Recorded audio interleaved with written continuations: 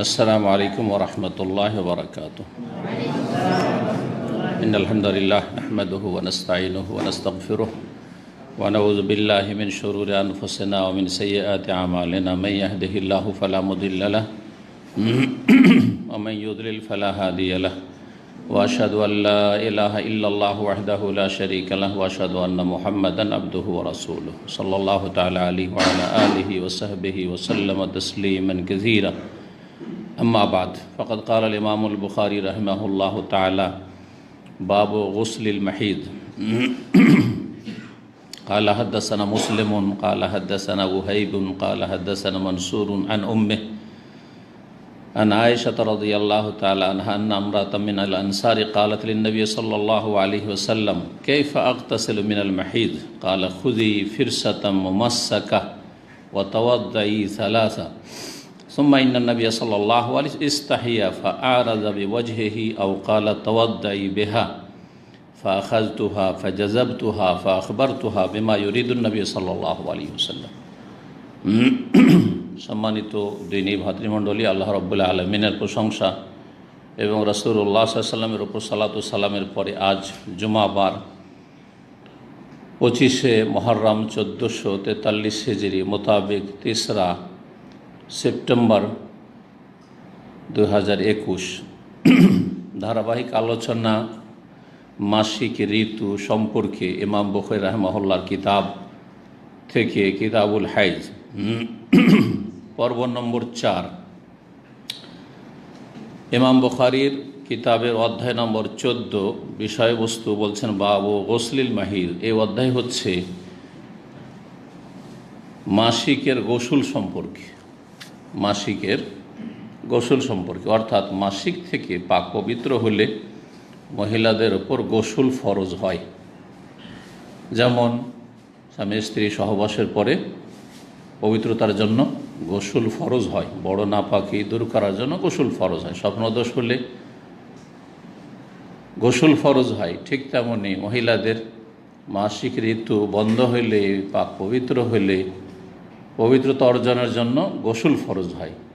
যেমন বাচ্চা ভূমিষ্ঠ হওয়ার পরে যে ব্লিডিং হয়ে থাকে, নেফাস, সেটা বন্ধ হইলে গোসল ফরজ হয়।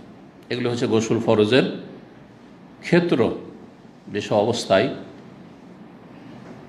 মহিলাদের ক্ষেত্রে অথবা পুরুষদের ক্ষেত্রে, যে ক্ষেত্রে মহিলা পুরুষ উভয়ের শরীক গোসল ফরজ হওয়ার কারণ বা অবস্থা। তো এই অধ্যায় হচ্ছে মাসিক ঋতুর গোসল সম্পর্কে। মাহিদ মাজদার মিমি, আরবি গ্রামারে যদি বলা হয় তো মাহিদ মানে হাইদ, মাসিক ঋতুর গোসল। আর মাহিদ যদি জারফ বলা হয়, হাজা ইয়াহিজ থেকে মাহিদ, তাহলে গোসলের অবস্থা, গোসলের নাম মাসিক অবস্থার গোসল, অর্থাৎ মাসিক অবস্থা থেকে পবিত্রতার গোসল, জারফে মাকান। 315 নম্বর হাদিস, মা আয়েশা রাদিয়াল্লাহু তাআলা আনহা থেকে বর্ণিত, তিনি বলছেন, আন্নামরাতাম মিনাল আনসার, আনসারীদের জনৈকা মহিলা, কালাত লিন নবী সাল্লাল্লাহু আলাইহি ওয়াসাল্লাম, নবী করিম সাল্লাল্লাহু আলাইহি ওয়াসাল্লামকে জিজ্ঞেস করলেন, নবীকে বললেন মানে জিজ্ঞেস করলেন, কাইফা আকতাসালু মিনাল মাহিজ, মাসিকের গোসল আমি কিভাবে করব, মাসিক থেকে পবিত্রতা অর্জন কিভাবে করব। রাসূলুল্লাহ সাল্লাল্লাহু আলাইহি ওয়াসাল্লামকে মাসআলা জিজ্ঞেস করলেন। গত সপ্তাহে হাদিসগুলি এসেছে। একটি হাদিস থেকে বিভিন্ন মাসাইল যেহেতু ইস্তেমবাত হয়, বেরিয়ে আসে, ফোকাহায়ে কেরামগণ, উলামায়ে কেরামগণ একটি হাদিস থেকে অনেক সময় অনেক মাসাইল ইস্তেমবাত করেছে, অনেক মাসালার দলিল প্রমাণ হতে পারে। এই জন্য একটি হাদিস বিভিন্ন অধ্যায়ে মুহাদ্দিসিনে কেরামগণ নিয়ে আসেন, কখনো এই মশলা প্রমাণ করার জন্য, কখনো আরেকটি মশলা প্রমাণ করার জন্য, কখনো আরেকটি মশলা প্রমাণ করার জন্য, এইভাবে। এই জন্য বারবার হাদিস আসে, বারবার একই কিতাবে একটা হাদিস আসে। কারণ অনেকের প্রশ্ন যে একটা হাদিস বারবার নিয়ে আসার দরকারটা কি, আপনি বুঝেন না সেই জন্য। কারণ একটা হাদিসে অনেক হাদিস এমন রয়েছে যে 100-র বেশি মাসাইল একটি হাদিস থেকে ইস্তেমবাদ করেছে। ঠিক, তাহলে সেই হাদিসটি 120 জায়গায় আসতে পারে, 120টি বিষয় প্রমাণ করার উদ্দেশ্যে।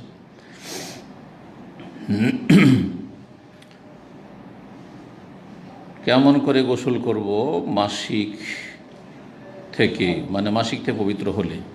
রাসূলুল্লাহ সাল্লাল্লাহু আলাইহি ওয়াসাল্লাম বলেন, খুজি ফিরসাতা মুমাসসাকা, তুমি নাও একটি কস্তুরী মিশ্রিত মিস্ক, মিস্ক যে মূল্যবান আতর, সুগন্ধি, যেটা মৃগ নাভি থেকে, মানে হরিণের নাভি থেকে যেটা প্রস্তুত করা হয় এটাকে মিস্ক বলা হয়। তো মুমাসসাকা এই মিস্ক থেকে ইসে মফউলের সিগা। আর ফিরসা মানে হচ্ছে কাপড়ের টুকরো, এমন একটি কাপড়ের টুকরো নাও যেটি মিস্ক বা কস্তুরী মিশ্রিত। ওয়াতাওয়াদ্দাই সালাসান, এবং 3 বার তুমি সেটা দিয়ে পরিষ্কার পরিচ্ছন্ন করো। তাওয়াদ্দা ইয়াতাওয়াদ্দাও শরীয়তের পরিভাষায় উজু করা। তো উজু করা কেন বলা হয়? কারণ ওযুর শাব্দিক অর্থ হচ্ছে পরিষ্কার পরিচ্ছন্নতা। ওযুর শাব্দিক অর্থ হচ্ছে ওয়াদাআতুন মানে উজ্জ্বল হওয়া, হ্যাঁ, সুন্দর হওয়া। তো মানুষ যখন হাত মুখ ধোয় তখন কি হয়? শরীরটা চমকে ওঠে, উজ্জ্বল হয়, পরিষ্কার পরিচ্ছন্ন হয়। তো এখানে তাওয়াদ্দা মানে উজু করা নাই। তো ওই কাপড়ের টুকরো যাতে আতর লাগানো আছে ওইটা দিয়ে আবার কিসের উজু করবে? তোর মানে হচ্ছে পরিচ্ছন্ন হও, হ্যাঁ, পবিত্রতা অর্জন করো। পবিত্রতা অর্জনের মাধ্যমে পরিচ্ছন্নতা আসে, পরিষ্কার পরিচ্ছন্নতা আসে। ওয়াতাওয়াদ্দাই সালাহ 3 বার করে, তার 3 বার করে যে গন্ধযুক্ত স্থান রয়েছে গুপ্ত অঙ্গ এবং তার চারপাশে, সেখানে সেটাকে কি করো? পরিষ্কার পরিচ্ছন্ন করো। স্পষ্ট কথাগুলি। এই কথা বলতে গিয়ে এর বেশি নবী সাল্লাল্লাহু আলাইহি ওয়াসাল্লাম বলতে পারছেন না, কারণ একটা মহিলার সাথে একজন পুরুষ মানুষ কথা বললে আর এই বিষয়গুলির কথা বললে খুব ভদ্র ভাষায় কথা বলতে হবে। এত খোলাখুলি বলা সম্ভব না ভদ্র মানুষের জন্য, সম্মানিত মানুষের জন্য, কিন্তু মাসআলা বলতেই হবে। তার উপর আল্লাহ ফরজ করেছেন, পুরুষ আসুক আর নারী আসুক, সবার তিনি রসুল। নবী সাল্লাল্লাহু আলাইহি ওয়াসাল্লাম পুরুষ নারী সারা বিশ্বের সমস্ত মানুষের জন্য প্রেরিত হয়েছেন। তার উপর ফরজে আইন, আমার উপর ফরজে আইন নাই। আমাকে যদি কেউ জিজ্ঞাসা করে আমি না বলতে আর কাউন মহিলাকে জিজ্ঞাসা করে নাও, অন্য কাউকে, অন্য কোনো আলেমকে খুঁজে নাও, ফরজে আইন না, ফরজে কিফায়া। কিন্তু নবী সাল্লাল্লাহু আলাইহি ওয়াসাল্লামের উপর দ্বীনের তবলীগ করে দেওয়া, মানে আবার ইলিয়াসি তবলীগ নয়, দিন পৌঁছিয়ে দেওয়া। দিনের তবলীগ মানে দিন পৌঁছিয়ে দেওয়া ফরজে আইন ছিল, ফরজে আইন ছিল। কোন দিন পৌঁছে দাও? ওহির দিন, ওহি কোরআন এবং হাদিসের কথা। কিন্তু লজ্জাবোধ করছেন আর মহিলা বুঝতেও পারছেন না। গত সপ্তাহে আলোচনা এসছেন এই হাদিস, জি। সুম্মা ইন্নান নবী সাল্লাল্লাহু আলাইহি ওয়াসাল্লাম ইস্তাহিয়া, অতঃপর এই কথা বলতে গিয়ে নবী সাল্লাল্লাহু আলাইহি ওয়াসাল্লাম লজ্জা পেয়ে গেলেন যে এর বেশি তো বলা যাচ্ছে না, কিন্তু মহিলা বুঝতে পারছে না। ফা আরাজা বিওয়াজহি, যার ফলে সেদিক থেকে মুখটা ফিরিয়ে নিলেন। চেহারাতে চেহারা মিলিয়ে সামনাসামনি যদি কথা বলেন তো বেশি লজ্জা লাগবে, তাই না?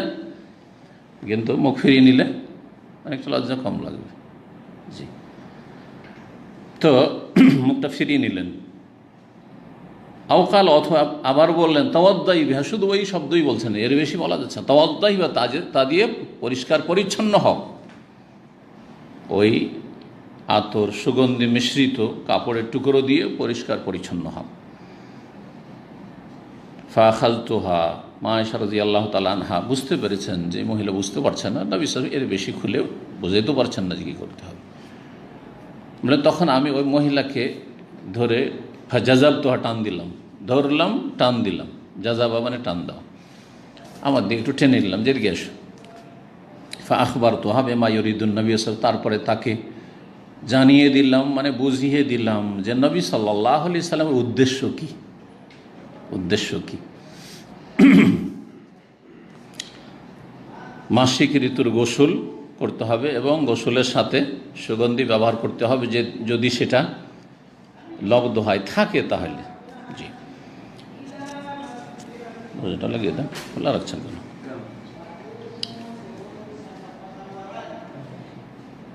15 নম্বর অধ্যায়, বাব ইমতিসাতিল মারআতি ইনদা গুসলিহা মিনাল মাহিদ। এই অধ্যায় হচ্ছে যে মহিলা মাসিক গোসলের সময়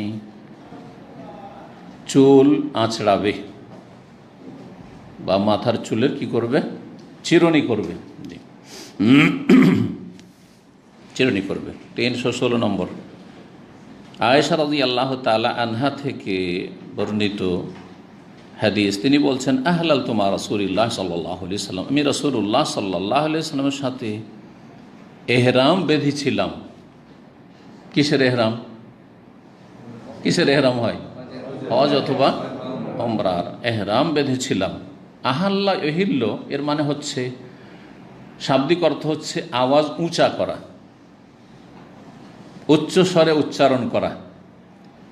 জি, উচ্চারণ করা। এই জন্য আল্লাহ ছাড়া অন্যের নামে কোনো পশু যদি জবাই করা হয়, কোরআনের ভাষা ওয়ামা ওহিল্লা বিহি লিগাইরিল্লাহ, আর যেসব পশুর ওপর আল্লাহ ছাড়া অন্যের নাম উচ্চারণ করা হয়েছে, হ্যাঁ, হরে রাম, হরে কৃষ্ণ, ইয়া বাবা, খাজা বাবার নামে, এটি হচ্ছে বড় পীরের নামে, এটি শাহজালালের নামে, এটি আটরশির নামে, এই জবাইকৃত পশু বা এইরকম উৎসর্গ করা পশু যেটা আল্লাহ ছাড়া অন্যের জন্য উৎসর্গ করা হয়েছে, এটা অমুক পীরের জন্য ছাড়া আছে, এটা অমুক বুজুর্গের জন্য ছাড়া আছে, শাহজালার জন্য, এটা আসরির জন্য, বা সেখানে আস্তানায় নিয়ে গিয়ে পেশ করা হয়েছে, সেখানে জবাই করা হচ্ছে, সেটা হারাম, সেটা হচ্ছে হারাম। তো এখানে ওহিল্লা শব্দটি এসছে। আর আহাল্লা শব্দ, ওহিল্লা, আহাল্লা থেকে ওহিল্লা হচ্ছে মজহুল, আরবি গ্রামারে। এটা এহরাম বাঁধার ক্ষেত্রে, এহরাম বাঁধা মানে তালবিয়া পাঠ শুরু করার ক্ষেত্রে বলা হয়েছে আহাল্লা রাসূলুল্লাহ, রাসূলুল্লাহ সাল্লাল্লাহু আলাইহি ওয়াসাল্লাম তালবিয়া উচ্চারণ করেছেন, তালবিয়ার আওয়াজ উঁচা করেছেন। লব্বাইক উমরা, লব্বাইক হাজ্জান, বা লব্বাইক উমরাতান ওয়া হাজ্জান, লব্বাইক আল্লাহুম্মা লব্বাইক, লব্বাইক লা শারীকা লাকা লব্বাইক। এটা হচ্ছে ইহলাল বিত তালবিয়া, তালবিয়া উচ্চারণ করা, তালবিয়া উচ্চারণ করা। তো এখানে সেটাই বলা হয়েছে আহলাল। তো মা আয়েশা বলছেন আমি রাসূলুল্লাহ সাল্লাল্লাহু আলাইহি ওয়াসাল্লামের সাথে তালবিয়া উচ্চারণ করি, মানে লব্বাইক পাঠ করি, ফি হাজ্জাতিল ওয়াদায়, বিদায় হজে। বাংলায় বিদায়, আর আরবিতে হচ্ছে ওয়েদা বা ওয়াদা, ওয়ায়ে ফাতা দিয়ে হয় আর ওয়ায়ে কাসরা দিয়ে হয়, আলবেদা করা। আমাদের দেশের লোকেরা বলে না আলবেদা, তো ওয়াওটাকে বাংলায় ব করা হয়, কোনো কোনো ভাষায় সেটাকে ওয়া করা হয়, ব আর ওয়ায়ের মাঝামাঝি করা হয়, সেটা বাংলায় যেহেতু নেই সেজন্য আলবেদা, মাঝামাঝি তো কিছু নেই। যেমন আরবিতে র বলে কিছু আছে, ড বলে কিছু আছে, তো আরবরা কি বলবে, প বলে কিছু আছে। পাকিস্তান নেই আরবি ভাষায়, তখন কি বলে পাকিস্তান, বোঝা গেছে না? ঠিক ওই রকমই বাংলাতে ওয়া বলে কিছু নেই, হয় ওয়া আছে আর না হলে ব আছে। তো তখন সেটাকে অন্যরা যাদের ভাষাতে মাঝামাঝি আছে তারা মাঝামাঝি উচ্চারণ করে ওয়েদা, হ্যাঁ ওয়েদা, আর ওইটাকে বাংলাতে বেদা। জি, কখনো কখনো ওয়াকে জ পড়া হয়, যেমন বাংলাতে, হ্যাঁ না না না, এরকম কিছু মেলা শব্দ আছে। যুগোস্লাভিয়া, বাংলা কি বলা হয়? যুগোস্লাভিয়া। ইংলিশে কি লিখবেন? ইউগোস্লাভিয়া। অযোধ্যা, বাবরি মসজিদ, অযোধ্যা, বাংলায় অযোধ্যা, উর্দুতে, হিন্দিতে, ইংলিশে অযোধ্যা নয়। যারা ইংলিশ বুঝেন তারা অযোধ্যা, ওখানে অয়োধ্যা লেখা আছে, অযোধ্যা। হিন্দিতে লিখলে অযোধ্যা, উর্দুতে লিখলেও আলিফের পরে ইয়া দিয়ে অযোধ্যা লেখা আছে। কথা বোঝা গেছে? জি। তো ওয়েদাটি ঠিক ওরকম, ওয়েদা, ওয়াদা আরবিতে, আর বাংলায় হচ্ছে আলবেদা। অমুককে আলবেদা বলতে গেছিলাম, অনেকে বলে এটা, কিন্তু বা বিদায় করতে গেছিলাম, ওই বিদায় শব্দটা ওখান থেকে এসছে, বিকৃত।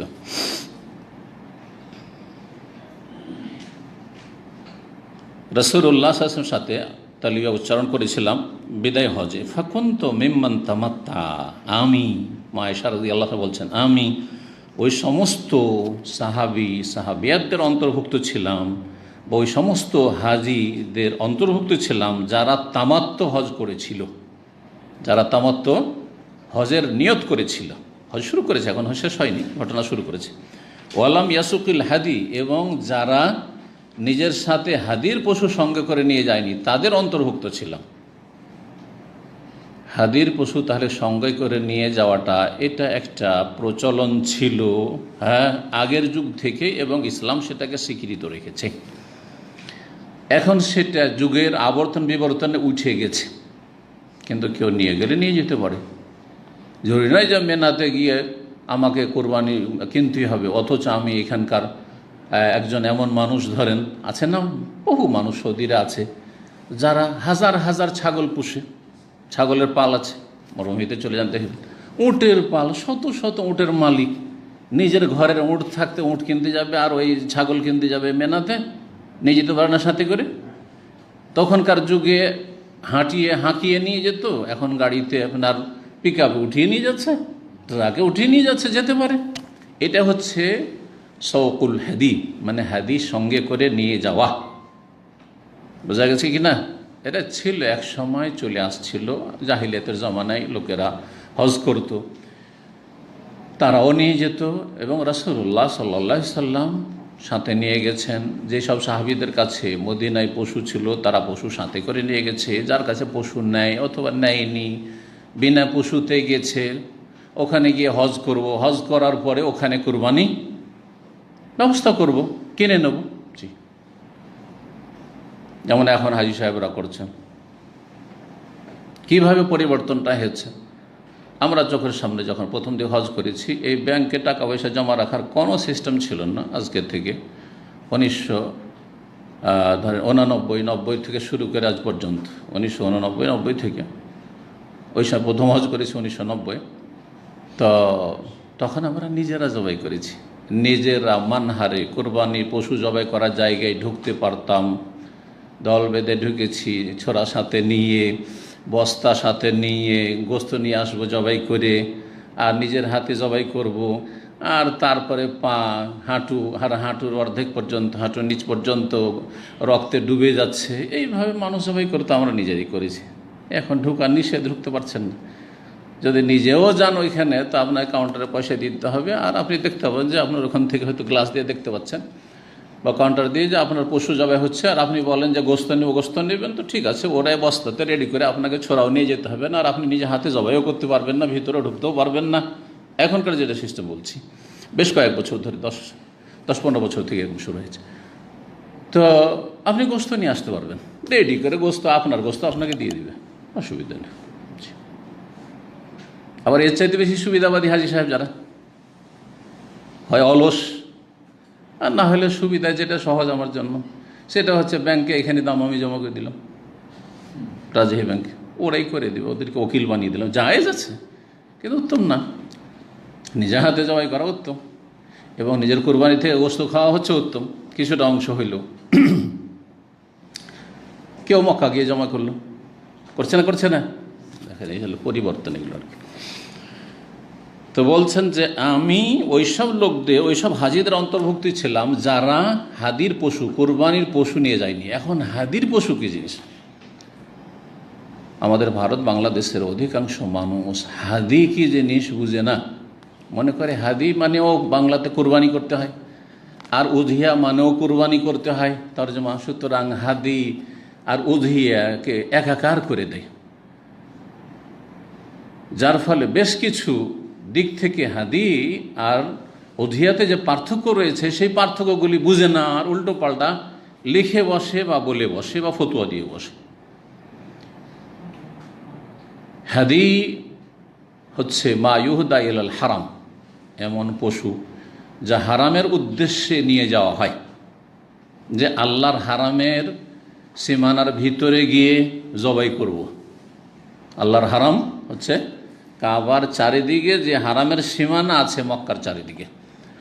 মক্কা শহর বাড়তে বাড়তে এখন বেশ কিছু মক্কার অংশ হারামের বাইরে চলে গেছে, এই জন্য মক্কা শহর পুরোটা হারাম বললে চলবে না। আবার কোন কোন এলাকায়, হ্যাঁ, যদিও এখন প্রায় মক্কা শহর বাড়তে বাড়তে হারামের বাইরে সব দিকেই চলে গেছে, কিন্তু এমন এলাকা থাকতে পারে যেখানে এর বিপরীত, মক্কা শহর শেষ হয়ে গেছে কিন্তু হারাম শেষ হয়নি, হতে পারে।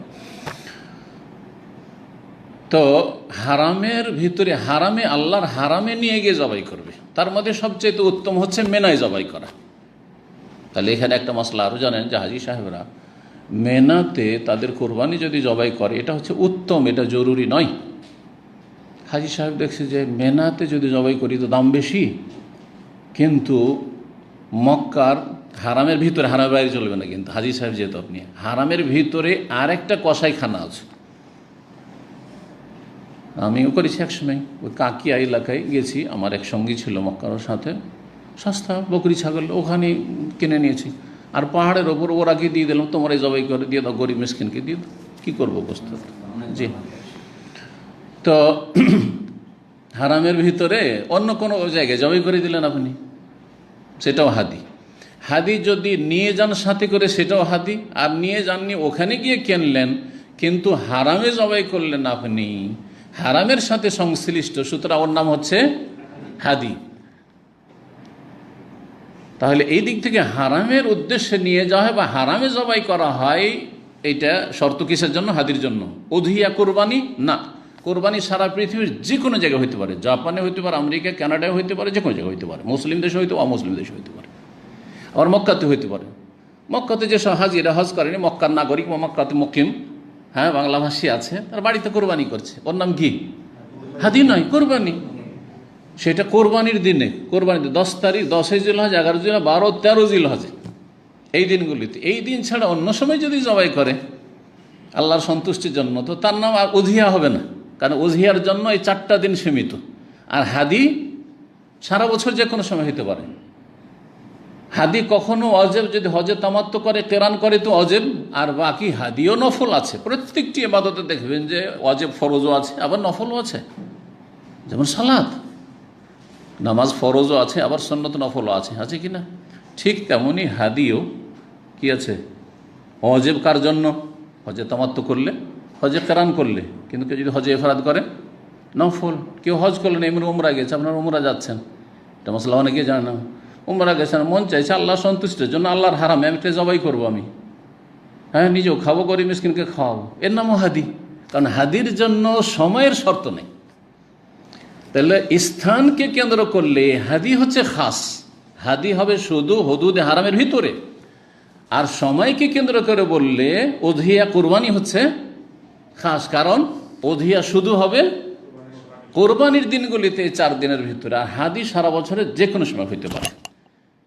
হাইজের অধ্যায় চলে গেলাম অন্য আলোচনায়, কিন্তু এই বিষয়গুলি অনেকে না বোঝার কারণে খুব ভুল করে থাকে, যার ফলে বিষয়গুলো বললাম।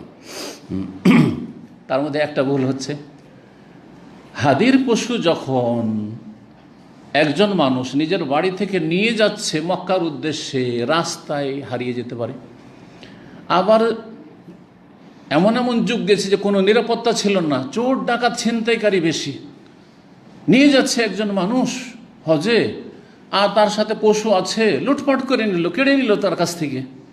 কিন্তু আরবরা জাহিলিয়াতের যুগে কাফের মুশরিক থাকলেও আল্লাহর হারামের এত শ্রদ্ধা সম্মান ছিল এবং এত ভয় ছিল আল্লাহর আযাব গজবের, যে আল্লাহর হারামে জবাই করার জন্য পশু নিয়ে যাচ্ছে, আর সেটা ছিনতাই করব, হ্যাঁ গজবে মরে যাব। কথা বুঝতে পেরেছেন না? যার ফলে তারা কি করত? কেলাদা, মালা, হাদির পশুতে মালা দিত। এখন এই হাদি আর কোরবানিতে পার্থক্য না বুঝে কিছু মুফতি দিল ফতোয়া ফেসবুকে এবছরে যে কোরবানির গলায় মালা দেওয়া হচ্ছে হ্যাঁ মৃত সুন্নাত ও জীবিত করছে। কোত্থেকে কোথায় নিয়ে চলে গেল বুঝতে পারলেন? না বোঝার কারণে। তাহলে শরীয়তটা ভালো করে বুঝতে হবে ফতোয়া দিলে। অত সহজ নাই যে আমি একটা হাদিস পড়লাম আর ফতোয়া দিয়ে দিল। হাদিস তো এসছে মালাদার কথা, এই যে কেলাদা ইউকাল্লিদু এসছে মালা পরার কথা। আল্লাহু আকবার। তাহলে যেই ব্যক্তি হাদি নিয়ে যায়নি সেই ব্যক্তি হালাল হতে পারবে, আর হালাল হতে পারলেই হজে তামাত্তু করতে পারবে। হজে তামাত্তু কি করতে হয়? ওমরা করে, ওমরা বিচ্ছিন্ন, ওমরা হয়ে গেল, হালাল হয়ে থাকলেন, 8 তারিখে হজের এহরাম বাঁধবেন। মা আয়েশা রাদিয়াল্লাহু তাআলা আনহা এটা করতে পারবেন, কারণ তিনি কুরবানি পশু সাথে নিয়ে যাননি। কিন্তু যারা কোরবানি পশু সাথে করে নিয়ে গেছে তারা যতক্ষণ কোরবানি পশু জবাইয়ের সময় না হবে 10 তারিখে না, ততক্ষণ হালাল হতে পারবে না, যার ফলে রাসূলুল্লাহ সাল্লাল্লাহু আলাইহি ওয়াসাল্লাম কোরবানি পশু নিয়ে গেছেন, হাদি নিয়ে গেছিলেন। সেই জন্য তিনি বললেন যে তোমরা তো হালাল হয়ে যাও ওমরা করে, আর 8 তারিখে আবার ইহরাম বাঁধো হজের, কিন্তু আমি পারছি না, কারণ আমি হাদি সাথে করে নিয়ে এসেছি। লাউ ইস্তাকবালতু মিন আমরি মাস্তাদবারতু মা সুকতুল হাদিয়া ওয়ালা জাআলতুহা উমরা। আমি যদি আগে জানতে পারতাম যে আল্লাহ হজের মৌসুমে এরকম হালাল হওয়া জায়েজ করেছেন আর হজে তামাত্তু করা জায়েজ, কারণ জাহিলি যুগে এটাকে চরম অপরাধ মনে করত এবং বিলাসিতা মনে করত, এটাকে নাজায়েজ মনে করত, আর সেটি জানতেন, কারণ নতুন কিছু আল্লাহর পক্ষ থেকে ফরমান আসেনি, নির্দেশ আসেনি। তাই রাসূলুল্লাহ সাল্লাল্লাহু আলাইহি ওয়াসাল্লাম সাথে করে হাদি নিয়ে গেছেন, আর হাদি নিয়ে গেলে হালাল হতে পারছেন না। সুতরাং তিনি কি করেছিলেন? হজ্জে কেরান করেছিলেন। হজের সাথে এহরামকে উমরার এহরামকে উমরার নিয়তকে একাকার করে হজ উমরা একসাথে করেছিলেন। দুটোর নিয়ত একসাথে করলে ওকে কি বলা হয়? কেরান বলা হয়। আর শুধু হজের নিয়ত যদি করেন তাহলে হজে ইফরাদ বা মুফরাদ বলা হয়। জি, মা আয়েশা রাদিয়াল্লাহু তাআলা আনহা তাহলে কি করেছিলেন? হজে তামাত্তুর নিয়তে গিয়েছিলেন, কিন্তু তামাত্তু কমপ্লিট করতে পারেননি। এটাও শুনে রাখেন। উনি হজ কি করেছেন এই নিয়ে ওলামাদের ফোকাহাদের দ্বিমত রয়েছে, কিন্তু যেটা সবচেয়ে বেশি সঠিক সেটা বলি আপনাদেরকে। তিনি যেহেতু হাদি পশু সাথে করে নিয়ে যাননি, প্রথম দিকে উমরা বা হজে তামাত্তুর নিয়ত করার প্রশ্ন ওঠে না, কারণ হজে তামাত্তু করা, মাঝখানে হালাল হয়ে থাকা আর হজের মৌসুমে এইরকম করে উমরা করা, এটাকে জাহেলি যুগে কি মনে করা হইতো? গুনাহের কাজ মনে করা হইতো। এই জন্য সমস্ত সাহাবায়ে কেরামরা শুধু হজের নিয়তে মদিনা থেকে বেরিয়েছিলেন। যখন ইহরাম বাঁধেন জুল হুলাইফা থেকে, আলী থেকে, তখন সবাই কিসের নিয়ত করেছিলেন? শুধু হজের নিয়ত। এই জন্য হাদিসে রয়েছে লা নারা ইল্লাল হজ। জাবের রাদিয়াল্লাহু তাআলা আনহু, যে সহিহ মুসলিমের সবচেয়ে বড় হাদিস বিদায় হজ সম্পর্কে, আমরা খারাজনা মা রাসূলিল্লাহ সাল্লাল্লাহু আলাইহি সাল্লাম, আমরা রাসূলুল্লাহ সাল্লাল্লাহু আলাইহি ওয়াসাল্লাম বেরিয়েছিলাম হজের উদ্দেশ্যে, লা নারা ইল্লাল হজ, শুধু উদ্দেশ্য ছিল হজ করব। তাহলে প্রথম মদিনা থেকে গেলেন, সবার নিয়ত কি? হজে ইফরাদ করব। হজ করব মানে শুধু হজে ইফরাদ করব। যখন সারেফ নামক স্থানে মক্কার কাছাকাছি পৌঁছিলেন, তখন ওহী আসলো যে হজে তামাত্তু করা জায়েজ। জাহেলি যুগে যেটাকে নাজায়েজ মনে করা হতো সেটা আসলে কিছু না। সুতরাং হজে তামাত্তু তোমরা করতে পারো। এখন যার কাছে কোরবানির পশু নেই, সে নিয়তকে বদলে নিল। হজের নিয়তকে কিসে বদলে নিল? উমরার নিয়তে বদলে নিল। উমরার নিয়তে রূপান্তরিত করল। নিয়ত হয়ে গেল কিসের? হজে উমরার নিয়ত হয়ে গেল, তার মানে হজের তামাত্তুর নিয়ত হয়ে গেল। আর যার কাছে কোরবানি পশু ছিল, যেমন নবী সাল্লাল্লাহু আলাইহি ওয়াসাল্লাম এবং তার সাথী সঙ্গী যাদের কাছে কোরবানি পশু ছিল, তারা যেহেতু হালাল হতে পারছেন না, তারা শুধু হজের নিয়তকে এখন কি করলেন? ওর সাথে উমরাকে ঢুকিয়ে নিয়ে কি করলেন? হজে কেরানের নিয়ত করে নিলেন। এবার বোঝা গেছে? এটা হচ্ছে খোলাসা। হাদিসগুলো বুঝতে সুবিধা হবে হজের অধ্যায় পড়লেও এবং এই হাদিসগুলো পড়লে। এই হাদিসগুলো হজের অধ্যায়েও আসবে, কারণ সেখানের সাথেও সম্পর্ক রয়েছে। ফাজামাত, মা আয়েশার ধারণা, আন্নাহা হাদাত, যে তার মাসিক হয়ে গেছে, মানে অনুভব করলেন যে মাসিক শুরু হয়ে গেছে। ওয়ালাম তাতফুর, আর পাক হইতে পারলেন না। মাসিক শুরু হয় মক্কা প্রবেশ করার আগে সারেফ নামক স্থান, ওখানে। হাত্তা দাখালা লাইলাতুল আরাফা, এমনকি আরাফার দিন শুরু হয়ে গেল। আরাফার দিন শুরু হয়ে গেল। ওমরা তাহলে কমপ্লিট করতে পারেননি। গিয়ে যে উমরা মানে হজরত তামাত্তু নিয়ত করেছেন, ওমরা করে নেবেন, ওমরা কমপ্লিট করতে পারলে তার আগে কি হয়ে গেছে? মাসিক শুরু হয়ে গেছে। আর এই মাসিক চলতে থাকলো আরাফার দিন, আরাফার রাত পর্যন্ত।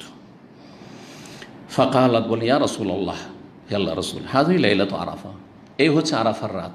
আরাফার রাত চলে এসছে, তার মানে এটি হচ্ছে আরাফে অবস্থানই হচ্ছে হজের বড় রুকুন ফরজ, আল হাজ্জু আরাফা। আর উমরা করার সময় নেই, তাহলে উমরা করার লাস্ট সময় হচ্ছে আরাফার দিন পর্যন্ত। অনেকে যে সৌদি আরবের ভিতর থেকে হজে যান, আর বাস অনেক সময় রাস্তাতে বিভিন্ন কারণ, বাস খারাপ হয়ে গেছে, অথবা চেকপোস্টে দেরি হয়ে গেছে, অথবা দেরি করে বেরিয়েছে, বা নিজের প্রাইভেট কার নিয়ে গেছে, ঢুকতে পারেননি, শেষ দিকে ঢুকেছে, 7 তারিখে ঢুকছে। এই ফতোয়াগুলি যেহেতু আমাদের কাছে এসে থাকে আর এসেছে এর আগে, 7 তারিখ হয়ে গেল বা আজকে 8 তারিখ সকাল হয়ে গেল, এখন তার সময় নেই, হাজি সাহেবরা সব তো মেনাতে চলে গেছে, অথবা চলে যাবে 8 তারিখ হলে চলে গেছে, কারণ সকাল সকাল 8 তারিখের যে সুন্নতি অবস্থান মেনায় সেটা শুরু হয়ে গেছে। মানে অনেকে মনে করে যে না এখন আর উমরা করা জায়েজ হবে না, তখন বিব্রত হয়, পেরেশান হয়ে যায় যে করবোটা কি, কারণ নিয়ত করে এসছি কিসের, তামাত্তর, তো এখন তামাত্তর করবো কি, লোকেরা তো হজ শুরু করে দিয়েছে। এই ক্ষেত্রে কি বলবেন? উমরা করার সময় এখনো আছে, কারণ মেনাতে অবস্থান করা 8 তারিখ আর 9 তারিখের ফজর পর্যন্ত এই যে 5 ওয়াক্ত সালাত পড়া, এটা সুন্নাত, সুন্নাত ছুটলো, কিন্তু আপনি উত্তম হজ করতে পারলেন, সমস্যা নেই। সরাসরি আপনি মেনাতেও গেলেন না 8 তারিখে, সরাসরি আপনি যাচ্ছিলেন যেদিক থেকে আসছিলেন সরাসরি আরাফায় ঢুকে পড়লেন।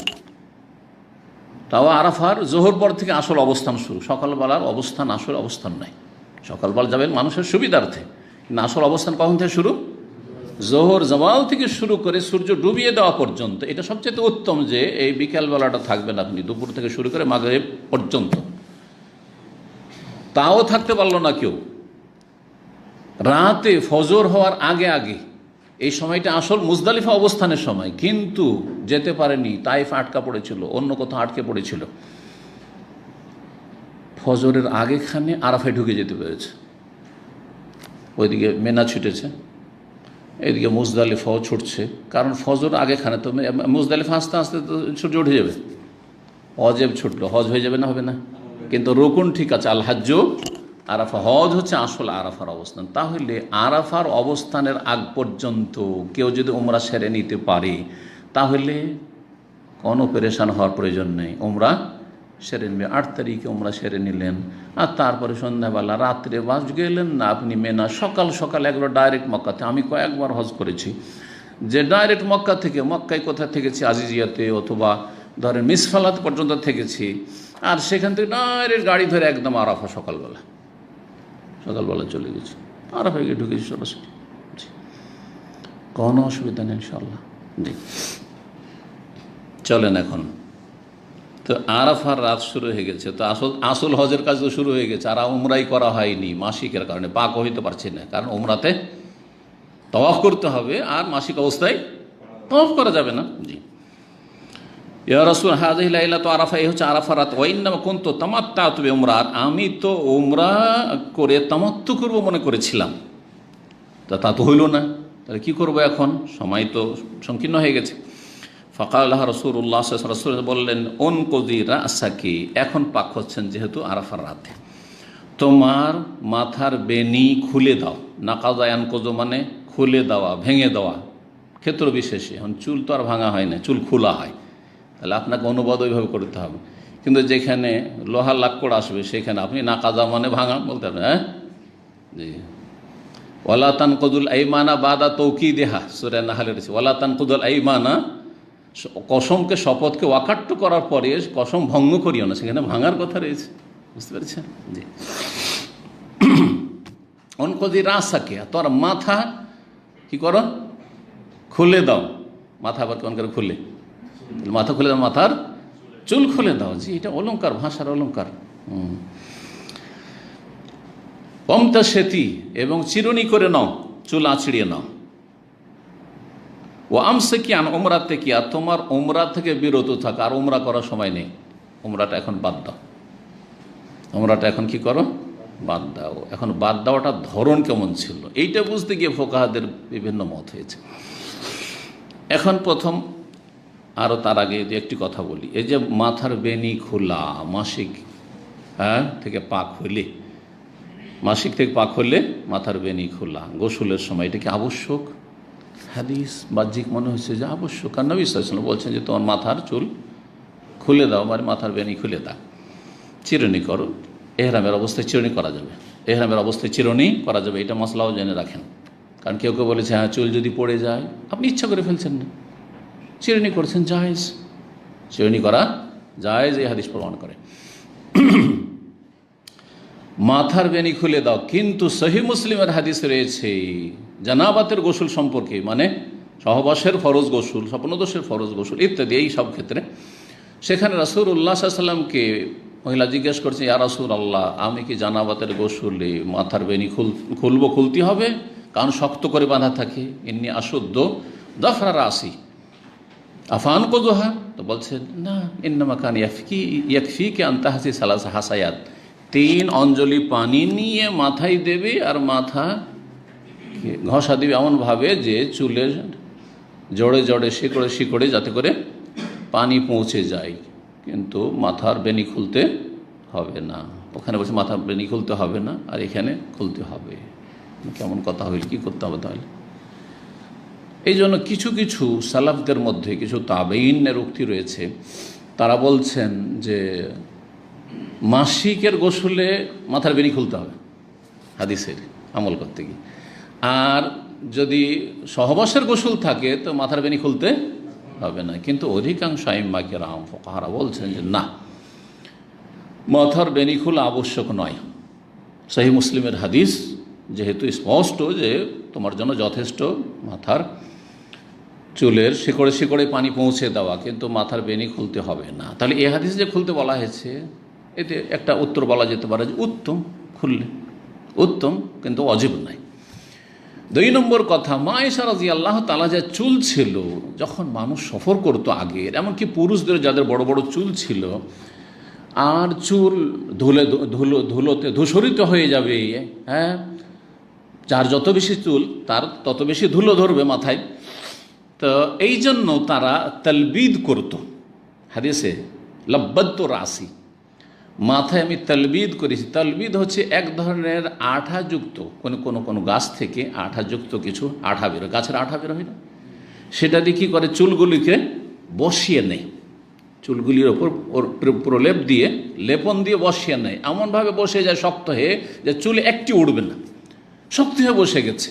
এখন ওর ওপরে পানি ঢেলে যদি কেউ গোসল করে তো পানি তো সে করে ঢুকবে না, কথা বোঝা গেছে, কারণ আঠা দেওয়া আছে। তো এইরকম হয়তো ছিল কার, মা আয়েশা রাদিয়াল্লাহু আনহার হজের সময়, যার ফলে বললেন যে তোমার চুলগুলি কি করো, খুলে নাও, আর তারপরে তুমি চিরুনি করো, গোসল করো, চিরুনি করো। ওয়ামসাকি আন উমরা থেকে, আর তোমার উমরা থেকে বিরত থাকো। উমরা থেকে বিরত থাকা মানে উমরা কি একবারে ক্যান্সেল? কেউ কেউ বুঝেছেন এটাই যে উমরা এলগা, ক্যান্সেল, কিন্তু এটা ভুল বুঝেছেন।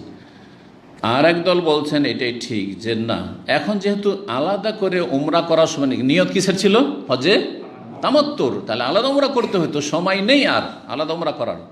তখন নবী সাল্লাল্লাহু আলাইহি ওয়াসাল্লাম বললেন যে তোমার ওই উমরাটাকে এই হজে ঢুকিয়ে দাও, হজের সময় শুরু হয়ে গেছে, হজে ঢুকিয়ে দাও।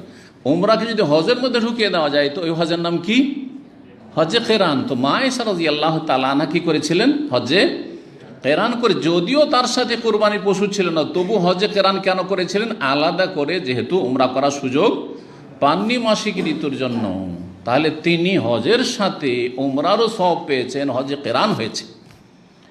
এখন এই ব্যাখ্যাই ঠিক বললাম, তাহলে আরেকটি প্রশ্ন উঠে যায় অন্যদের পক্ষ থেকে, যারা বলেছে না এরকমটা নয়, তিনি শুধু হজ করেছিলেন মানে হজে ইফরাদ করেছিলেন আর উমরাটিকে ক্যান্সেল করে দিয়েছিলেন। তারা বলছে তাহলে তিনি আবার তানিম থেকে কেন উমরা করলেন? আবার সেই হাদিস আছে, আমার যে ওই উমরাটা ছুটে গেছিল সেইটার বিকল্প হিসাবে আমাকে আমার ভাই আব্দুর রহমান বিন আবু বকরের সাথে পাঠালেন তানইমে, যাও সেখান থেকে উমরা করে আসো। কেন করাইলেন তাহলে? প্রশ্ন। তার উত্তরে আমরা বলবো, এবং ওই সব ওলামারা বলেছেন, যারা বলেছেন যেন মা আয়েশা রাদিয়াল্লাহু তাআলা হজ কিসের ছিল, হজে কেরান ছিল, মানে হজের সাথে উমরাও হয়ে গেছে একসাথে, এক গুলিতে 2 শিকার একসাথে হয়ে গেছে। কিন্তু আবার কেন উমরা করালেন? তার মনের তৃপ্তির জন্য। উত্তর হচ্ছে তার মনের তৃপ্তির জন্য, তাতঈবান লিখাতিরিহি। জি, এটাই ঠিক, কারণ তার মনে একটা অশান্তি ছিল। আচ্ছা, এই কথা শুধু মৌখিক দাবি না, মা আয়েশা রাদিয়াল্লাহু তাআলা বক্তব্যগুলিও প্রমাণ করে। তিনি বললেন, ইয়া রাসূলুল্লাহ, কাঁদতে আছেন। আরে কাঁদছো কেন? মাসিক থেকে পাক হয়ে গেছেন, হজও হয়ে গেল, কাঁদছো কেন? তখন বললেন, ইয়া রাসূলুল্লাহ, আপনার সমস্ত বিবিরা আলাদা আলাদা হজ উমরা নিয়ে যাবে, উমরাও করলো আলাদা হজে তামাত্তুর, আর কেরান হজও করলো, আর আমি এরকমটা করার সুযোগ পেলাম না, শুধু হজ করতে পেলাম আর ওমরা করার সুযোগই পেলাম না, মানে আমাকে ওটাকে ওর সাথে ঢুকিয়ে দিতে হইল। তো মনে তৃপ্তি হচ্ছে না। আর সতীনদের সাথে তো একটা থাকে স্বাভাবিক প্রতিযোগিতা, খারাপ দিক না থাকলে প্রতিযোগিতা তো অবশ্যই থাকে না? ভালো, সবাই ভালো, যদি সতীনে সতীনে মিলও থাকে তারপরে কম্পিটিশন যে কে কত বেশি স্বামীর মন জয় করতে পারে। হিংসা করলে হারাম, ক্ষতি করার চেষ্টা করলে হারাম, কিন্তু প্রতিযোগিতা করা তো আর হারাম নয় ভালো কাজে। তো ওরা যাবে সেপারেট হজ উমরা নিয়ে, আর আমি এইরকম করে চলে যাব, মনটা খারাপ। আচ্ছা, তোমার মন খারাপ, চলো তোমার মন যাতে শান্তি হয়, যাও তো আব্দুর রহমানকে বললেন, যাও তোমার বোনকে নিয়ে যাও। আর তানঈম যেটা হচ্ছে আদনাল হিল, হারামের নিয়ারেস্ট বর্ডার, সবচেয়ে কাছের বর্ডার। মক্কার চারিদিকে হারামের কি আছে? হদুদে হারাম, হারামের বর্ডার আছে, সীমানা আছে। কোনো দিকে একটু দূরে, কোনো দিকে বেশি দূরে, কোনো দিকে একেবারে কাছে। সবচেয়ে কাছে মদিনার রাস্তায় তানঈম নামক স্থান, যেই জায়গাটিতে মা আয়েশা রাদিয়াল্লাহু তাআলা আনহার নামে সেখানে একটা মসজিদ হয়েছে। সেই মসজিদটাকে জনগণ বলে মসজিদে আয়েশা। হ্যাঁ, মসজিদে আয়েশা, কিন্তু আসলে মসজিদে আয়েশাও লেখা না, ওইটা মসজিদুত তানঈম। মসজিদটার নাম হচ্ছে মসজিদে তানঈম নামক স্থানের মসজিদ। জি, এটা সবচেয়ে কাছে, হারাম থেকে 5-6 কিলোমিটার। জি, 5-6 কিলোমিটার ম্যাক্সিমাম। পক্ষান্তরে যদি আপনি আরাফা মুজদালিফার দিকে, হজের ময়দানের দিকে যান, তাহলে মুজদালিফা পার হয়ে আরাফা আর মুজদালিফার মাঝখানে হচ্ছে হুদুদ হারামের বর্ডার। জেদ্দার রাস্তায় গেলে আরও অনেক দূর চলে যাবে, তাইফার রাস্তা হলে অনেক দূরে চলে যাবে। এই জন্য সবচাইতে কাছের জায়গায় পাঠালেন ওমরা করার জন্য। এখান থেকে যে আরেকটি মাসআলা জানা গেল, কেউ যদি মক্কায় থাকা অবস্থায় ওমরা করে, মক্কায় অবস্থানকালে, সে মক্কার প্রবাসী হোক অথবা মক্কার নাগরিক হোক, তাই নিজ বাড়ি থেকে ওমরা করতে পারবে না সঠিক মতে। কারণ মা আয়েশা রাদিয়াল্লাহু আনহা তখন হজ করার পরে মক্কা অবস্থান করছেন।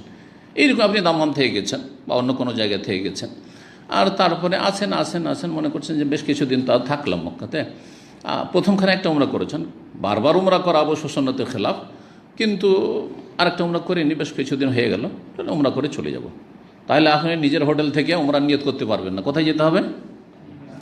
তানিম শর্ত নয় অবশ্য, শর্ত হচ্ছে হারামের বর্ডারে যাওয়া। আর হারামের বর্ডারের জন্য সুবিধা হচ্ছে তানিম যাওয়া, কারণ তানিমে মসজিদ আছে, তানিমে গোসলখানা আছে, আর তানিম কাছেও সুবিধাজনক, তানিমের জন্য গাড়ি অ্যাভেলেবেল। কিন্তু কেউ তানিম না গিয়ে যদি অন্য কোনো জায়গাতে বা অন্য কোনো হারামের এরিয়া থেকে এহরাম বেঁধে চলে আসে, কোনো অসুবিধা নেই, সেখান থেকে এহরাম বাঁধলে হবে। বোঝা গেছে? পক্ষান্তরে হজ করতে যদি হয়, মক্কার প্রবাসী আর হজে যাবে, হজে ইফরাদ করবে, তাকে তানিম যাওয়া লাগবে না। হাদিসে রয়েছে হাত্তা আহলু মাক্কাতা মিন মাক্কাতা, মক্কাবাসীরা হজের এহরাম বাঁধবে কোত্থেকে? মক্কা থেকে। যে যেখানে আছে, নিজের বাসায় আছে বাসায়, হোটেলে আছে হোটেলে, সেখান থেকেই হজের এহরাম বাঁধবে।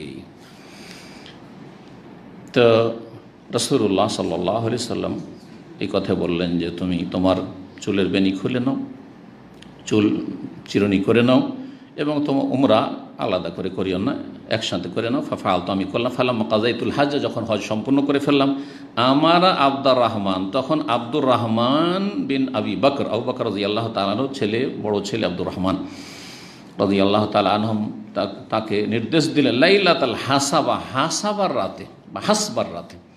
হাসবা এই রাতটিকে মুহাসসাব বলা হয়। মক্কায় মদিনার দিকে আসতে একটি জায়গা পড়ে মক্কার ভিতরেই, জায়গাটির নাম হচ্ছে মুহাসসাব বা হাসবা। নবী সাল্লাল্লাহু আলাইহি সাল্লাম সকাল সকাল বেরিয়ে যাবেন মদিনায়, হজ শেষ হয়ে গেছে, মদিনা রওনা হয়ে যাবেন। কখন? 13 তারিখ পর্যন্ত তো থাকলেন, উত্তম হজ করলেন। 13 তারিখ পর্যন্ত মেনায় থাকা হচ্ছে উত্তম, আর বিকালে পাথর মেরে বিদায় তওয়াফ করে, আর তারপরে মুহাসসাব নামক স্থানে বা হাসবা নামক স্থানে রাত কাটালেন, যে এখান থেকে সকালে সকালে বেরিয়ে যাব। তখন তো এত রাস্তাঘাট কিছু ছিল, এত কি কোনো রাস্তাঘাটই ছিল না। সুবিধাজনক ছিল যে একদিক থেকে ঢোকা সুবিধা, আর এক দিক থেকে বের হওয়া সুবিধা। তো নবী সাল্লাল্লাহু আলাইহি সাল্লাম একদিক থেকে ঢুকেছেন মক্কায়, আর এক দিক থেকে বেরিয়েছেন। যেই দিক থেকে বেরিয়েছেন সেই জায়গাটির নাম ছিল মুহাসসাব বা হাসবা। এই হাসবা নামক স্থানে নবী সাল্লাল্লাহু আলাইহি ওয়াসাল্লাম রাত্রে অবস্থান করছেন। তো রাতটি ছিল 13 তারিখ পার হওয়ার পরে 14 তারিখের রাত, 14 তারিখের জিলহজ মাসের 14 তারিখের রাত। ওই রাতেই বললেন আব্দুর রহমান, তোমার বোনকে নিয়ে যাও, দিয়ে উমরা করিয়ে নিয়ে এসো তানঈম থেকে।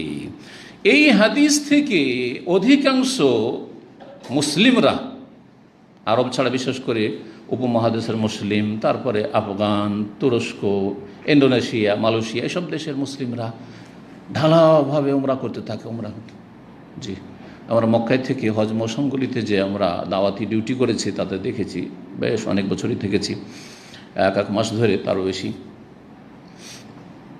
2 রিয়ালের গাড়ি পাওয়া যেত তানিম যাওয়ার, 2 রিয়াল যাওয়া, 2 রিয়াল আসা, এই 4 রিয়াল একটা করে উমরা, ডেইলি উমরা করছে। এক ইন্ডিয়ান বুড়া বুড়ি দিনে 5টা উমরা করেছে, করে ডায়রিয়া ধরিয়ে দিয়েছে, ধরে ওর স্ত্রী মারা গেছে। এটা কয়েক 10-12 বছর আগের ঘটনা বলছি, আমি সে বছর ছিলাম ওখানে। তো এই হচ্ছে দুঃখজনক অবস্থা। বেদাতি কাজ করতে গিয়ে এরকম যদি মারা যায়, তারপরে শহীদের আশা করবেন নাকি, সওয়াবের আশা করবেন? এরকম ওরা কোথায় আছে? আয়েশা রাদিয়াল্লাহু তাআলা আনহার মতো কারো যদি অবস্থা হয় তার জন্য ঠিক আছে। ধরেন এমন কোনো মহিলা আছে যে আসার পরে এইরকমই পরিস্থিতি হয়ে গেল, মাসিকের কারণে আলাদা করে উমরা হজে তামাত্তুন নিয়েছিল, কিন্তু আলাদা করে উমরা করতে পারলো না, মনে শান্তি হচ্ছে না, সবাই আলাদা আলাদা উমরা করে গেল, আমি হজে কিরান করলাম, উত্তম ছিল এইরকম সেপারেট করা। তো আচ্ছা, হজের পরে আরও তো 10-20 দিন আছি বা 2-4 দিন আছি, চলো একটা উমরা আলাদা করে নিই। তাহলে তার জন্য সুযোগ আছে যে মা আয়েশাকে করিয়েছেন নবী সাল্লাল্লাহু আলাইহি ওয়াসাল্লাম, আমিও করলাম। বোঝা গেছে কি না? কিন্তু আপনি এখান থেকে যাবেন। আরও হাস্যকর, হাজী সাহেবদের কথা কেন বলবো, এখান থেকে এক সময় হয়ে গেল 7-8 বছর আগের কথা, আমি ফিরে আসছি বাসে, গেছিলাম মনে হয় ফ্লাইটে, সেদিন বাসে ফিরে আসবো, বাসের কাছে এসে দাঁড়িয়ে আছি, তো কিছু বাংলাদেশি লোকেরা আসলো কয়েকজন। তো একজনকে জিজ্ঞেস করলাম এমনিতে হাসতে হাসতে যে কটা উমরা করলেন? গিয়ে নেমেছে সকাল 7টা-8টায়, বোঝা গেছে না? আমাদের একটা উমরা করতে 12টা বেজে গেছে, মানে অবস্থার 12টা বেজে গেছে। এমনি তো ঘড়িতে 12টা বাজবেই, কিন্তু এমনি অবস্থার 12টা বেজেছে। আর তারপরে এসা পড়ে দৌড় দিয়ে এসে বাস ধরে মদিনে যাবে, বুঝছেন না? তো কয়টা উমরা করেছেন? বলছে হুজুর বেশি পারেননি। মানে কয়টা করেছেন? বলছে 5টা করেছি। এই কয়েক ঘন্টাতে কয়টা উমরা করেছে? 5টা উমরা করেছে। নিঃসন্দেহে বেদাত। মা আয়েশা রাদিয়াল্লাহু তাআলা আনহার অবস্থা এদের অবস্থা নয়, কথা বোঝা গেছে না? এক সফরে বারবার উমরা করা সুন্নতের খেলাফ কাজ। বলছেন যে এই হাসাবার রাতে আব্দুর রহমানকে বললেন, ফাআমারান মিনাত তানিম, তানঈম নামক স্থান থেকে আমাকে উমরা করিয়ে দিলেন। মাকানা উমরাতি আল্লাতি নাসাকতু, সেই উমরার বিকল্প হিসাবে যেই উমরার আমি নিয়ত করেছিলাম, কিন্তু সেটা কমপ্লিট করতে পারিনি। তার ধারণায় কমপ্লিট করতে পারেনি, কিন্তু হজ্জে কিরানের মাধ্যমে তার উমরা হয়ে গেছে, কিন্তু সেপারেট যেহেতু করতে পারেননি, তার মনের তৃপ্তির জন্য এই উমরাটি আবার করিয়েছিলেন আলাদাভাবে। 16 নম্বর অধ্যায় বলছে বাবু নাকদিল মারআতি শা'রা হিন্দা গোসল মাহিজ। এই অধ্যায় হচ্ছে যে মহিলা মাসিক গোসলের সময় চুল খুলে নেবে যদি বেনি করা থাকে। এটি যেমন বললাম যে উত্তম, আর না হলে এমনভাবে চুল আঠা কিছু দিয়ে বসানো আছে যে তাতে পানি ভিতরে ঢুকবে না, তাহলে তখন অবশ্যই চুল খুলে নিতে হবে। আর এমনিতেই ফরজ গোসলের সময় মহিলাদের বেনি খোলা জরুরি নয়, যেমন সহিহ মুসলিমের হাদিসের আগে বললাম। আগের হাদিসে মাসাইল কিন্তু চলে এসেছে, সুতরাং বারবার আর মাসলা বলার প্রয়োজন নেই, হাদিসটা শুধু আমরা পড়ি। 317 নম্বর হাদিস, মা আয়েশা রাদিয়াল্লাহু আনহা থেকে বর্ণিত, বলছেন খারাজনা মুআফিনা লিহিলালি জিলহিজ্জা, আমরা বেরিয়েছিলাম হজের উদ্দেশ্যে জিলহজ মাসের চাঁদ ওঠার কাছাকাছি সময়। জিলহজ মাসের চাঁদ উঠবে কয়েকদিনের মধ্যে, তখন বেরিয়েছেন। আর তারপরে সময় লেগেছে, রাস্তাতে গিয়ে পৌঁছেছেন নবী সাল্লাল্লাহু আলাইহি ওয়াসাল্লাম যখন মক্কায়, তখন 5ই জিলহজে পৌঁছেছেন। তখন নতুন নতুন চাঁদ হয়ে আছে। আর নতুন চাঁদকে হেলাল বলা হয়, গোটা মাসের চাঁদকে কিন্তু হেলাল বলা হয় না। নর্মাল চাঁদকে কি বলা হয়? কমর, শামস ওয়াল কমর, জি কমর। আর পূর্ণিমার চাঁদকে বদর বলা হয়, জি হ্যাঁ। আর প্রথম দিকের 1 দিন 2 দিন 3 দিন প্রথম দিকের চিকন চাঁদকে হেলাল বলা হয়, হেলাল বলা। রাসূলুল্লাহ বললেন মান আহাব্বা ইহিল্লা বি উমরা, কেউ যদি পছন্দ করে যে উমরার তালবিয়া বলবে, ফালিও হইলেন, তাহলে উমরার তালবিয়া করুক। জি, যখন জায়েজ করা হইল হজ্জে তামাত্তুকে, তখন বলে যে তোমরা যাদের কাছে পশু নেই উমরা নিয়ত করতে পারো না, হজ্জে তামাত্তু করতে পারো। ফাইন্নি, কারণ আমি লাউলা আন্নি আহাদাইতু, আমি যদি হাদির পশু না নিয়ে আসতাম, লা আহলালতু বিউমরা, তাহলে উমরা করে হালাল হয়ে যেতাম। একটু আগে যে হাদিসটা বললাম অন্য ভাষাতে বলেছি, অন্য ভাষা তো হাদিস রয়েছে। নবী সাল্লাল্লাহু আলাইহি ওয়াসাল্লাম আকাঙ্ক্ষা করেছেন যে আমার কাছে কোরবানি পশু না থাকলে আমিও হালাল হয়ে যেতাম, আর উমরা সেপারেট, হজ সেপারেট, হজে তামাত্তু করতাম। এই জন্য হজের তামাত্তু বেশি উত্তম সঠিক মতে। কিন্তু কোন কোন মযহাবে কেরান উত্তম। কেন? নবী সাল্লাল্লাহু আলাইহি ওয়াসাল্লামের বাস্তব আমল কি ছিল? হজে কেরান। জি হ্যাঁ, কিন্তু বাস্তব আমল যদি কেউ করে নিরুপায় হয়ে, কারণ তিনি হজে তামাত্তু করতে বাধা পাচ্ছেন, হাদির পশু সাথে আছে, সেই জন্য আকাঙ্ক্ষা করছেন আগে যদি জানতাম তো আমি নিয়ে আসতাম না পশু, আর তোমাদের মতো আমিও হজে তামাত্তু করতাম। তো কোনটা বেশি উত্তম হবে? যেটার আকাঙ্ক্ষা করছেন সেটা উত্তম না? অবশ্যই, এই জন্য এটাই ঠিক। তাহলে 1 নম্বরে হজে তামাত্তু উত্তম, 2 নম্বরে কেরান, 3 নম্বরে হচ্ছে হজে ইফরাদ। ফাআহল্লা বাযুহুম বিউমরা, কিছু কিছু মানুষ উমরার এহরাম বাঁধলেন। ও আহল্লা বাযুহুম বিহাজ, কিছু কিছু মানুষ হজের এহরাম বাঁধলেন। ওয়া কুনতু আনা মিম্মান আহল্লা বিউমরা, মা আয়েশা বলছেন আমি ওদের অন্তর্ভুক্ত যারা উমরার এহরাম বেঁধেছিল, মানে হজে তামাত্তু নিয়ত করেছিল। ফাআদরাকানি ইয়াউম আরাফা ওয়া আনা হাইজ, মাসিক অবস্থাতে আরাফার দিন চলে আসলো, মানে মাসিক আগে থেকে শুরু হয়েছে, আরাফার দিন পর্যন্ত মাসিক থাকলাম, আরাফার রাতে পাক হচ্ছে। ফাশাকাউ ইলান নবী সাল্লাল্লাহু আলাইহি ওয়াসাল্লামের কাছে অভিযোগ করলাম যে কেমন হইল, আমি তো আলাদা করে আর উমরা করার সুযোগ পেলাম না। ফাকালা, বলে দায়ী উমরা থেকে, তোমার উমরা ছেড়ে দাও, তোমরা উমরা ছেড়ে দাও থেকে কেউ বুঝেছে যেমন বললাম যে উমরা ক্যান্সেল, কিন্তু না, তোমার উমরাটিকে আলাদা করে করাটা ছেড়ে দাও, উমরাটিকে কিসের মধ্যে ঢুকিয়ে নাও? হজের মধ্যে ঢুকে কেরান করে নাও। ওয়ান কদি রাসাকে, আর তোমার মাথা আর চুল খুলে নাও। ওয়ামতা সেতি, আর চিরুনি করে নাও। ও আহিল্লি বিহাজ্জিন, হজের এহরাম করে নাও, মানে এখন হজের সময়, আসল সময় শুরু হয়ে গেছে, হজের করে নাও, আর হজের সাথে উমরা হয়ে যাচ্ছে।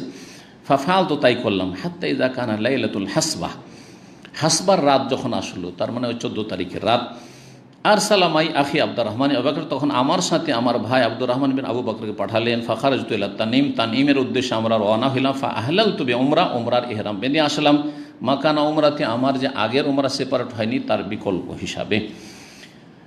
হেশাম বলছেন ওয়ালাম ইয়াকুন ফি শাইইন মিন যালিকা হাদিয়ুন ওয়ালা সাওমুন ওয়ালা সাদাকাহ, মা আয়েশা রাদিয়াল্লাহু আনহা যে আলাদা করে উমরা করতে পারলেন না, অথচ উমরার প্রথম নিয়ত করেছিলেন, এর জন্য কোনো কাফফারা লাগেনি, না কোনো হাদি পশু জবাই করতে হয়েছে, আর না কোনো সিয়াম পালন করতে হয়েছে। যেমন এহরাম পরিপন্থী, এহরামের বিপরীত কোনো কিছু যদি কেউ করে, তো আল্লাহ কোরআনে বলেছেন ফামান কানা মিনকুম মারিজান আও বিহি আযাম মির রাসি ফাফিদিয়াতুম মিন সিয়ামিন আও সাদাকাতিন আও নুসুক।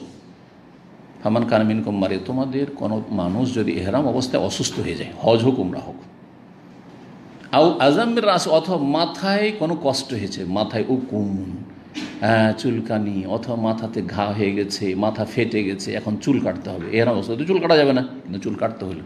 তাহলে আল্লাহ বলছেন যে এই যে এহরাম পরিপন্থী কাজ করলে কি করতে হয়? ফাফিদিয়াতুম মিন সিয়াম, সিয়াম দিয়ে মুক্তি লাভ করবে, কাফারা হিসাবে কি করবে? সিয়াম। কয়টি সিয়াম? 3টি। আল্লামারায় তাফসীরে বলেছেন সালাফগণ যে 3টি রোজা, আর না হলে আও সাদাকা, সাদাকা 6 মিসকিনের সাদাকা, 6 মিসকিন আর এক একজনকে আদসা করে, তার মানে কথা হবে 6 মিসকিনকে দেবে আদসা করে, তাহলে 3 সা, জি 3 তারিখে 9 কিলো। আও নসুক, অথবা কুরবানি জবাই করো, কোরবানি জবাই করো। তাহলে এহরামের বিপরীত কাজ করলে দম দিতে হবে, দম দিতে হবে বলে জনগণের যেটা মশহুর, আসলে ভুল, ফতোয়াটি সূক্ষ্ম নয়। এখানে 3টা অপশন আছে, 3টা অপশন আছে, যেটা আপনার জন্য সুবিধাজনক। গরিব মানুষ, আপনি 6 মিসকিনের খাবারও হয়তো দিতে পারবেন না, 9 কেজি চাউলও দিতে পারবেন না, তাহলে 3টা রোজা রাখেন, পারবেন আপনি, তাহলে আপনি 6 মিসকিন, এটাও সস্তা, 6 মিসকিনের খাবার, ঠিক আছে। আর কেউ ধনী মানুষ আছে, আমি ওই রোজা রাখতে, কারোর জন্য রোজা রাখা কষ্ট, আবার গরিব মিসকিন কোথাও খুঁজে বেড়াবো, হ্যাঁ মক্কায়, তাহলে কি করি? কারণ মক্কার গরিব মিসকিন হয়তো দেশে দিলে হবে না, কারণ এখানে ফকারাউল হারাম হইতে হবে, হারামের এলাকায়, তাহলে কোরবানি জবাই করে দিলেন, জি 400-500 রিয়াল লাগলো, জি। এই ছিল হাদিস, কোনো কাফারা দেওয়া হয়নি। এই জন্য এখানে 3টি বিষয়ের কথা বললেন, না কোনো হাদি লেগেছিল, আর না কোনো সিয়াম পালন করতে হয়েছিল, না কোনো সাদকা করতে হয়েছিল। 17 নম্বর অধ্যায় বাবুন মুখাল্লাকাতিন ওয়া গায়রি মুখাল্লাকা, সূরা হজের আয়াত নম্বর 5-এ রয়েছে, মাতৃগর্ভে যখন গর্ভধারণ করে নারী জাতি, তখন 2 ভাগে বিভক্ত হয়। আল্লাহ যদি চান যে এটাকে পূর্ণতা দান করব এবং পৃথিবীতে ভালো অবস্থায় পূর্ণ অবস্থা ভূমিষ্ঠ হবে, তো মুখাল্লাকা, সেটা পূর্ণ সৃষ্টি হয়, পূর্ণ আকারে পূর্ণ অবয়বে থাকলো, যে গর্ভে মাতৃগর্ভে থাকার সময়, আর তারপরে ভূমিষ্ঠ হইল। আবার এর বিপরীত আল্লাহ যদি চান যে না, সেটা পৃথিবীর মুখ দেখবে না, তাহলে গায়রে মুখাল্লাকা, সেটা অপূর্ণ সৃষ্টি কী হয়ে থাকে? অপূর্ণ সৃষ্টি হয়ে থাকে। এই আয়াতের তাফসীর করছেন, এই আয়াতের এই অংশটুকু দিয়ে অধ্যায় কায়েম করে বিশেষ একটি মাসআলা বোঝাতে চাইছেন, যেটা অনেক সূক্ষ্ম কথা। ইমাম বুখারী রাহিমাহুল্লাহর কিছু কিছু জায়গা বড় বড় আলেম ছাড়া বোঝা মুশকিল, অথবা ভালো ভালো যেসব ভাষ্য লিখানো হয়েছে সেগুলি পড়া ছাড়া বোঝা মুশকিল। এখন এই অধ্যায় দিয়ে তিনি কি বুঝাতে চাইছেন? মাতৃগর্ভে যখন মা গর্ভধারণ করে তখন সেটা পূর্ণ সৃষ্টির আকার ধারণ করে, আর সেটা ভূমিষ্ঠ হয়, আর না হলে অপূর্ণ সৃষ্টি হয়ে থাকে। আল্লাহ রাব্বুল আলামিন মাতৃগর্ভের দুটো অবস্থার কথা বর্ণনা করেছেন। এখান থেকে ইমাম বুখারী কী বোঝাতে চেয়েছেন? বোঝাতে চেয়েছেন যে মা গর্ভবতী থাকা অবস্থায় বা গর্ভধারণের অবস্থায় যদি ব্লিডিং হয়, তাহলে সেটা মাসিক কিনা, এটা একটা মাসআলা, গুরুত্বপূর্ণ মাসআলা। এই মাসআলায় তিনি নিজের মত প্রকাশ করতে চেয়েছেন, এবং তিনি বলতে চেয়েছেন অধিকাংশ উলামায়ে কেরাম যেটা বলছেন যে গর্ভ অবস্থায় মাসিক হয় না, গর্ভ অবস্থায় মাসিক হয় না। এটা একটা প্রশ্ন, গর্ভ অবস্থায় মাসিক হয় কি হয় না? অধিকাংশ মহিলাদের হয় না, সেই জন্য হয় নাই বলা হয়েছে। শতকরা একটা হয়তো হয় না, হাজারে এক একটা হলে হতে পারে যে মা এদিকে পেটে বাচ্চাও আছে আর প্রতি মাসে মাসিক হচ্ছে, প্রতি মাসে মাসিক হচ্ছে, এটা হলে হতে পারে। হবেই না এরকম অকাট্য কোনো দলিল নেই। তাহলে এই যে ইখতিলাফটা হয়েছে উলামায়ে কেরামদের, ফুকাহায়ে কেরাম বা মাজহাবের, সেটা কিসের ওপর? অভিজ্ঞতার উপর নির্ভর করে। অভিজ্ঞতা, বাস্তবতা দেখি যে বাস্তবে যেসব মহিলারা গর্ভবতী তাদের মাসিক ঋতু হয় না, সুতরাং আমরা বলবো হয় না। ইমাম শাফি এবং ইমাম আহমদ বিন হাম্বল বা হাম্বলি মজহাবে আর শাফি মজহাবের মত হচ্ছে এটি, যে মাসিক কি অবস্থায়, গর্ভ থাকা অবস্থায়, পেটে বাচ্চা থাকা অবস্থায় মাসিক হয় না। পক্ষান্তরে হানাফি মজহাব আর মালিকি মজহাব বলছে যে হতে পারে, হতে পারে।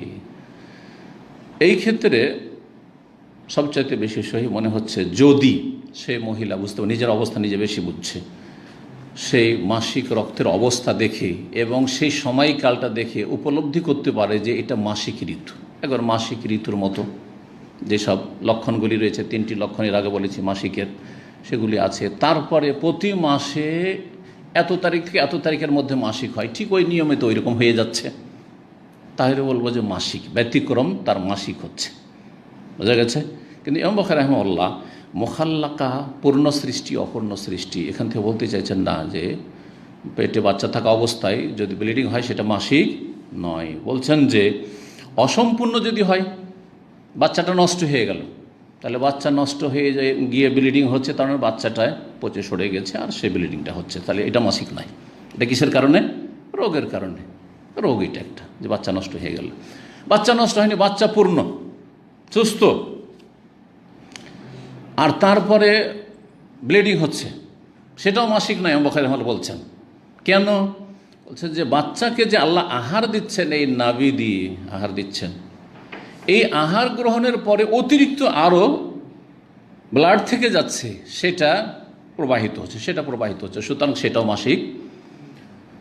মাসিক নয়। এ কথা বলতে চেয়েছেন ইমাম বুখারী রাহিমাহুল্লাহ। আল্লাহু তাআলা আলাম। হাদিস যেটি নিয়ে এসেছেন দেখেন 318 নম্বর, আনাস মালিক রাদিয়াল্লাহু তাআলা আনহু নবী করিম সাল্লাল্লাহু আলাইহি ওয়াসাল্লাম বর্ণনা করেছেন, কালা, তিনি বলছেন, ইন্নাল্লাহ আযজা ওয়া জাল্লা ওয়াক্কালা বির রাহিমে মালাকান, নিশ্চয়ই আল্লাহ রাব্বুল আলামিন মাতৃগর্ভে একজন ফেরেশতা নিযুক্ত করেন। প্রতিটি মাতৃগর্ভে যখন কনসেপ্ট হয় তখন একজন ফেরেশতা কি করেন? নিযুক্ত করেন, দায়িত্বশীল, ওর দায়িত্বে দেওয়া আছে। ইয়াকুল, তখন ওই যেহেতু ওর দায়িত্ব আছে, ফরজ কাজ, তখন আল্লাহকে বলতে থাকে, ইয়া রব্বে নুতফা, আল্লাহ কনসেপ্ট হয়েছে এখন বীর্যের আকারে রয়েছে, শুক্রবিন্দুর আকারে রয়েছে। কতদিন থাকে এটা? 40 দিন, প্রথম 40 দিন। তারপরে দ্বিতীয় 40 দিন ইয়া রব্বে, ফেরেশতা বলে, হে রব, হে আল্লাহ, আলাকা, জমাট বাঁধা রক্ত, তাহলে 80 দিন হয়ে গেল কাছাকাছি জমাট বাঁধা রক্ত। তৃতীয় 40 ইয়া রব্বে মুদগা, হে রব, হে আল্লাহ, গোস্তের পিণ্ডের আকার ধারণ করেছে, গোস্তের পিণ্ডের বা টুকরোর আকার ধারণ করেছি, এখন গোস্তের টুকরো, এখন কি করব? ফায়দা আরাদা ইয়াকজি আখলাকাহু, যখন আল্লাহ চূড়ান্ত ফয়সালা করেন যে একে পূর্ণ আকার বা আকৃতি দান করব, এর সৃষ্টিকে পূর্ণতা দান করব, মানে সে সুন্দর হয়ে ভূমিষ্ঠ হোক, নষ্ট না হোক, তখন ফেরেশতা জিজ্ঞেস করেন, আল্লাহ আযাকারুন আম উনসা, তাহলে এটা পুরুষ হবে না নারী হবে, ছেলে না মেয়ে সন্তান? আল্লাহ তোমার হুকুম, অপেক্ষায়। তার ফেরেশতা এখনও জানছেন না, সুবহানাল্লাহ, জানছেন না এখনও, গায়েব জানেন না ফেরেশতা, ফেরেশতা গায়েব জানে না, আর নবী রসুল গায়েব জানে, বেরেলবিদের শিরকি আকীদা। হ্যাঁ, জিনে গায়েব জানে, হ্যাঁ, যে জিন বসে করে কে কোথায় হারিয়ে গেছে, কার কোন জিনিস কোথায় হারিয়ে গেছে বের করে দেখলো, শিরকি কুফরি আকীদা। তারপরে জিজ্ঞাসা, আল্লাহ ঠিক আছে, এ পূর্ণ অবয়বে পৃথিবীর মুখ দেখবে, তাহলে সে ভালো মানুষ হবে না খারাপ মানুষ? শাকিউন আম সাইদুন, হতভাগ্য না সৌভাগ্যবান? হ্যাঁ, সৌভাগ্য হবে না হতভাগ্য হবে? হয়ে গেল, এটা আল্লাহর হুকুম হয়ে গেল যে না, হতভাগা না, সে ভাগ্যবান, সে ভালো মানুষ হবে, মুমিন এবং ভালো মানুষ হবে। না, এই হতভাগা চেষ্টা করবে না, আমল করবে না, জাহান্নামে যাবে। ফামার রিজক, তারপরে যে আল্লাহ এর রিজিক কি? লেখাপড়া করবে না মূর্খ থাকবে? লেখাপড়া করলে দুনিয়ার শিক্ষিত হবে না দিনের শিক্ষিত হবে? হ্যাঁ। তারপরে তার রিজিক, হ্যাঁ, দেশে হবে না প্রবাসে হবে, ব্যবসা হবে না চাকরি হবে, না দিন মজুর হবে না কৃষিকাজ হবে? আল্লাহু আকবার, সব রিস্ক কতটা পরিমাণ। ওয়াল আজাল, হে আল্লাহ, ওয়াল সময়সীমা, কত বছর বাঁচবে, কোনখানে মারা যাবে, আল আজাল, মৃত্যুর সময়কাল, অবস্থা। ফায়ুক্তাবু ফি বাতনি উম্মিহি, এই সমস্ত কিছু লিখে দেওয়া হয় যখন সে মাতৃগর্ভেই থাকে। আল্লাহু আকবার। এটাকে বলা হয় তাকদীর উমরি। হ্যাঁ, একজন মানুষের গোটা আয়ুর তকদির। আর তকদির মানে সুপরিমিত করা, আল্লাহর পক্ষ থেকে সুনির্দিষ্ট করা, সুপরিমিত করা, এটা হচ্ছে তকদির, যেটা তকদির ভাগ্য বলছেন। আর একটা হচ্ছে তকদির আজালি, তার আগে আল্লাহ রাব্বুল আলামিন আসমান জমিন সৃষ্টি 50,000 বছর আগে যে তকদির লিখে রেখেছে লৌহে মাহফুজে, ওটা হচ্ছে তকদির আজালি। আর একটা হচ্ছে বাৎসরিক তকদির, তকদির সানবী, বাৎসরিক তকদির। ওটা কখন? এই যে ভাগ্য রজনী বলা, একটা বেদাতি ভাগ্য রজনী আছে আর একটা সুন্নতি ভাগ্য রজনী আছে। বেদাতি ভাগ্য রজনী হচ্ছে শবে বরাত, 15 শাবান, আর সুন্নতি কোরআন এবং হাদিসের আলোকে, সূরা দুখানের আয়াতের আলোকে ভাগ্য রজনী গোটা বছরের যে একজন মানুষের তকদিরে এই আগামী বছরটা কি আছে, আগামী বছরটা পুরোটা বেঁচে থাকবে না, এর মাঝে কোনো সময় মারা যাবে, অসুস্থ হবে না সুস্থ থাকবে, কি খাবে, কোথায় থাকবে, এই বছরটা সৌদি আরবে কাটাতে পারবে, আগামী বছরটা নাকি এখান থেকে কিছুটা কোথাও চলে যাবে ইত্যাদি। এটাকে বলা হয় তাকদির সানবী, বাৎসরিক তকদির। এটা কখন লেখা হয়? বা ফেরেশতাদেরকে জানানো হয়, দায়িত্বশীল ফেরেশতাদেরকে জানানো হয়। আসলে লেখা তো হয়েই গেছে। এটা কখন? কদরের রাতে। ফিহা ইউফরাকু কুল্লু আমরিন হাকিম, এই কদরের রাত, এটি মোবারক, কোরআন নাজেল হওয়ার প্রথম কোরআন নাজেল হওয়ার রাত। এই রাতে প্রতিটি প্রজ্ঞাপূর্ণ কাজের চূড়ান্ত ফয়সালা করা হয়। সূরা দুখানের শুরুতে রয়েছে, আল্লাহ রাব্বুল বলেছেন। জি। আর একটা হচ্ছে তাকদীর ইয়াউমি, দৈনিক, প্রতিদিন এক এক দিনের কাজ ফেরেশতা যে নিয়োজিত রয়েছেন এবং আল্লাহ রাব্বুল সেগুলি সব নিয়ন্ত্রণ করছেন। এটা কি বলে? তাকদীর ইয়াউমি, দৈনিক তকদির। আজকে কি হবে, আগামীকালকে কি হবে, এর দলিল সূরা রহমান আয়াত, কুল্লা ইয়াউমিন হুয়া ফি শান, প্রতিদিন আল্লাহ রাব্বুল নিজ কাজে লেগে আছেন। বুঝতে পেরেছেন? কয়টা হলো? তাকদীর আজালি, তাকদীর উমরি, তাকদীর সানবী বাৎসরিক, আর তারপরে তাকদীর ইয়াউমি, 4টি।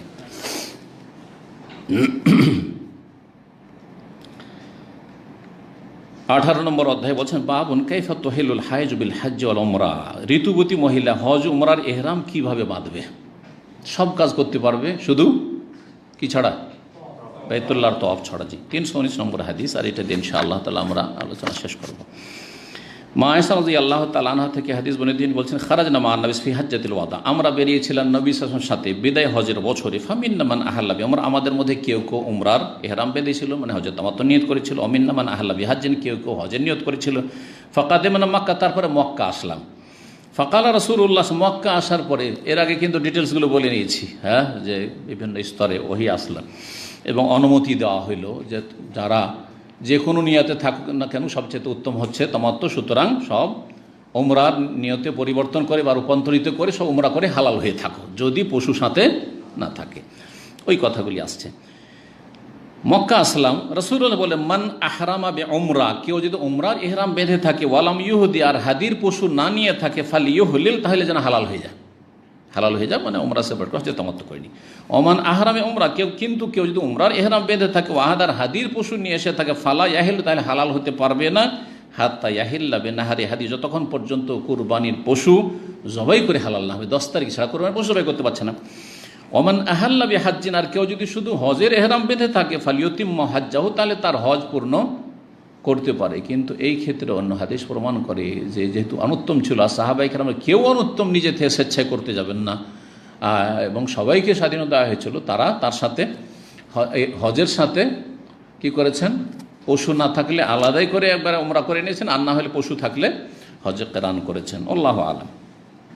কাল মায়েশা বলছে ফাহিজতু, আমার মাসিক চলে আসলো, ফালাম আজাল হায়জান, আমি মাসিক হয়ে অবস্থায় থাকলাম, হাত্তা কানা ইয়াউমা আরাফা, আরাফা দিন চলে আসলো, ওয়ালাম উহলিল ইল্লা বি উমরা, আর আমার তো নিয়ত ছিল কিসের, উমরার নিয়ত ছিল, কিন্তু আর তো উমরা করার সময় নেই, কারণ আরাফার রাত এখন।